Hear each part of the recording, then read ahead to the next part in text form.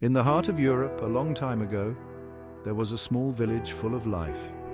Its streets were paved with cobblestones, and the sounds of its people going about their daily lives filled the air.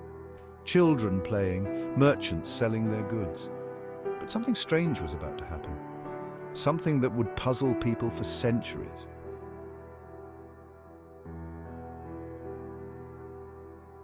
It all started with a step that would lead to madness. No one could have predicted it.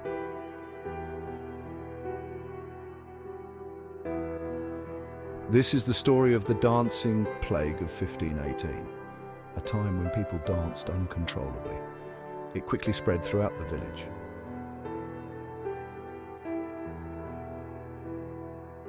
Keep watching to uncover this mystery. A dance without meaning, a dance that changed history.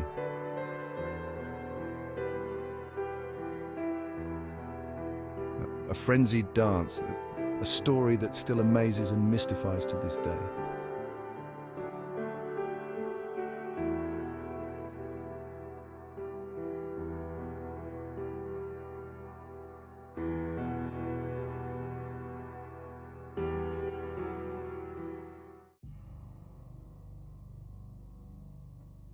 In the summer of 1518, the people of Strasbourg were going about their daily lives, unaware that a strange and terrifying event was about to take over their peaceful town. Life was simple, with their work and occasional celebrations. But everything changed when a woman named Frau Troffia began to dance without stopping. It all started with one woman, Frau Troffia. One day, she stepped out into the street and began to dance. It was as if her feet had a will of their own. Her movements were not graceful or joyful. They were frenzied, out of control.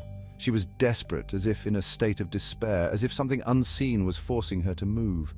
The townspeople watched, frightened and confused, unable to understand what was happening. Within just 1 week, dozens had joined her, dancing non-stop. And by the end of the month, there were hundreds. Men, women, and even children were caught in this strange dance, unable to stop, even when their bodies were exhausted and their feet were bleeding. This must be the work of the devil.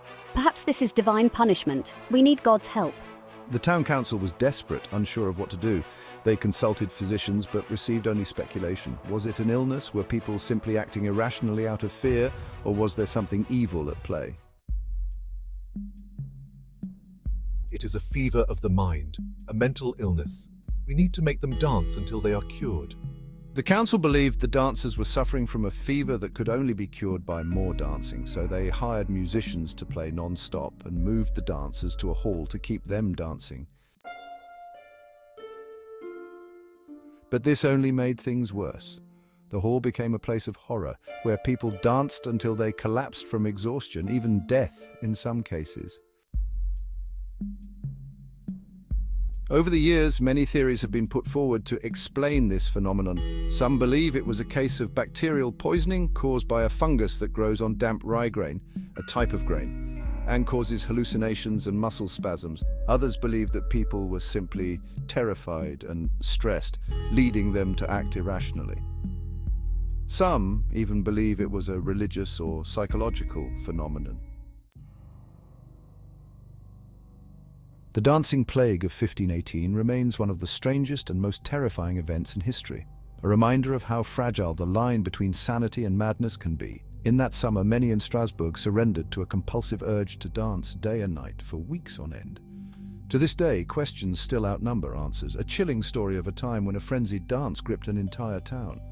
Was it mass hysteria, shared delusion, or a reaction to an unknown toxin? What really drove the people of Strasbourg to dance? Theories abound, but nothing fully explains this bizarre event. Perhaps we'll never know. The true cause remains a mystery, lost in the mists of time.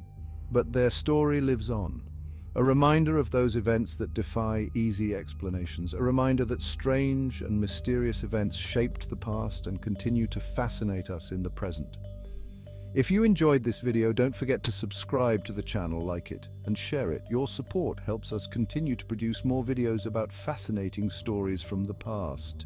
Thanks for watching.